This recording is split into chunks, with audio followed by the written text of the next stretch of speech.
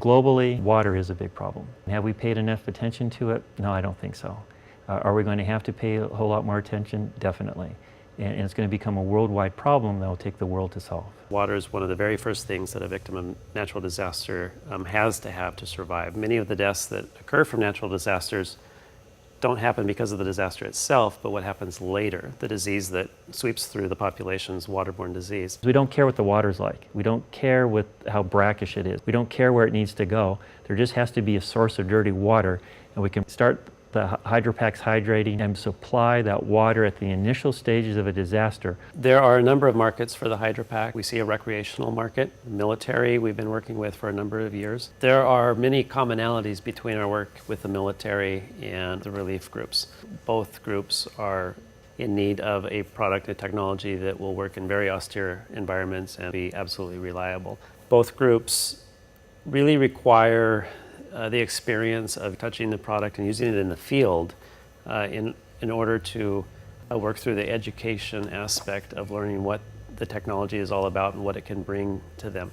So what we're doing in Kenya is a demonstration pilot that will help the third parties, the Kenyan government, the NGOs, touch and feel the product and actually look and see what the technology brings to a disaster relief operation, both in terms of health impact and logistics savings. Every designer is always waiting for the opportunity to have meaning in their work. I saw an opportunity to take the work that we do professionally and match it to the values that we have personally. We've been very lucky to have Austin Angel and Modern Edge volunteer their time to bring their design expertise into looking at the packaging of the hydropack. Our goal is to come up with a packaging that will communicate the necessary information required for somebody to use the hydropack effectively and to build a sense of confidence that the technology is something that will keep them safe and healthy during the crisis. This pilot program alone is going to have such an impact in the community, and there's an opportunity to link research to it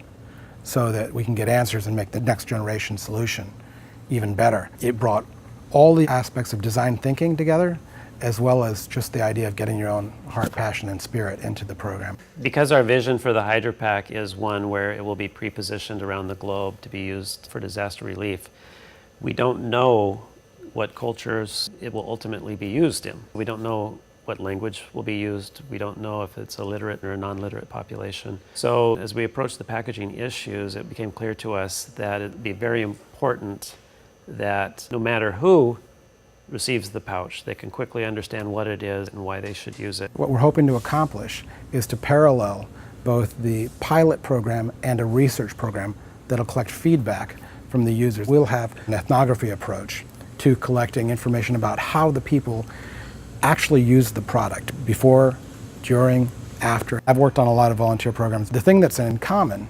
between all of them is that you're in a community that's under a stress situation, and you have to try and bring people into that situation and lead with empathy. It's not just about going in, I have an answer, and I'm going to perform triage, but it's a matter of engaging them so that they can help create the next generation of solution. Kenya will be incredibly exciting because we will get to hear back from the people, things that we can do better to make it more user-friendly. One of the things designers offer is this idea of systems or design thinking, dissecting a problem and then resurrecting it into a solution. So designers in general have that ability. What they're missing oftentimes is the partner to do it with. And the best thing designers can do to seek out that type of work is to be more open to being influenced. Because you can't influence anyone else unless you're allowing yourself to be influenced by them. What's exciting about working with HTI and Eastman is you've got the business, the technology, and the people all brought together into one program.